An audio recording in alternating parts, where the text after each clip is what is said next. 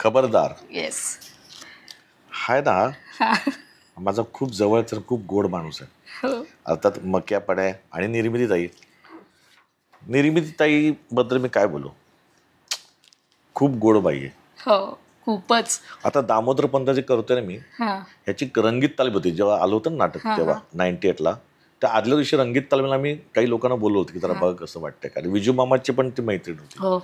तर आमच्या काही मित्रांना मग त्यावेळेस ना मी तालीम दाखवली, त्यांना आवडली.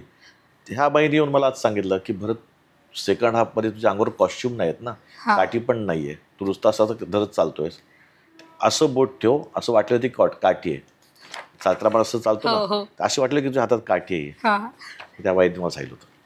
जेव्हा जेव्हा मला भेटतात तेव्हा त्यांना मी ते आठवण करतो निर्मितीला.